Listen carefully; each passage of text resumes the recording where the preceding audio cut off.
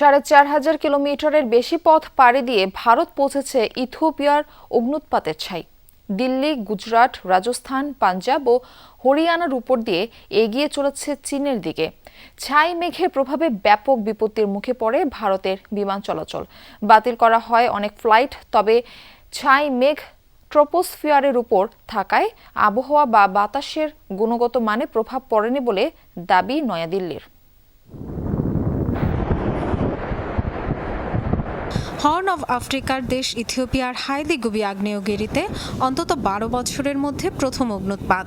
মাত্র ২ ঘন্টার লাভা উদ্গীরণের জেরে বিশাল এলাকা ছেয়ে যায় কালো ধোঁয়ায়। ১৪ কিলোমিটার উপরে উঠে যায় ছাই। আফ্রিকা মহাদেশ ছাড়িয়ে ছাই মেঘ ভেসে চলে এশিয়ার দিকে। লোহিত সাগর থেকে ইয়েমেন, এরপর ওমান হয়ে আরব সাগর পাড়ি দিয়ে মঙ্গলবার ভারতে প্রবেশ করেছে ছাই মেঘ। দিল্লি, গুজরাট, রাজস্থান, পাঞ্জাব ও হরিয়ানার উপর দিয়ে মঙ্গলবার রাতে ছাই মেঘ উড়ে যায় চীনের দিকে। নজিরবিহীন এ ঘটনায় বাধার মুখে পড়ে মধ্যপ্রাচ্য ভারত ফ্লাইট চলাচল। দিনের প্রথম ভাগেই আন্তর্জাতিক ও অভ্যন্তরীণ মিলিয়ে দিল্লি ও কেরালায় ১৩টি ফ্লাইট বাতিল করেছে এয়ার ইন্ডিয়া।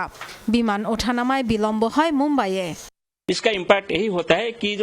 ট্রপোস্ফিয়ারের ওপরের অংশে কেবল ছাই মেঘের প্রভাব দেখা গেছে ৮.৫ থেকে ১৫ কিলোমিটারের মধ্যে। বিমান চলাচল বাধাগ্রস্ত হয়েছে। বিমান সংস্থাগুলোকে নিয়মিত আপডেট জানিয়েছি। গ্রিস থেকে ভারত আসছিলাম, বাহরাইনের ট্রানজিট ছিল। সেখান থেকে আমার ফ্লাইট ২ ঘন্টা দেরিতে ছাড়ে। আমাদের বলা হয় দিল্লির আবহাওয়া অনুকূলে নয়। বুধবার থেকে স্বাভাবিক হয়েছে ভারতের বিমান চলাচল। নয়াদিল্লির দাবি, আবহাওয়া কিংবা বাতাসের গুণমানে ছাই মেঘের কোনো প্রভাব পড়েনি। এরপরও পরিস্থিতি নিবিড়ভাবে পর্যবেক্ষণ করছে তারা। Dorothy Tasrin, Jamuna news. মা, পিম্পল ৫ দিনেই চলে যাবে। যাবে না মা। যাক, নিমের ৫ অংশের পাওয়ারে ৫ দিনেই দূর হবে পিম্পল। হিমালয়া পিউরিফাইং নিম ফেস ওয়াশ।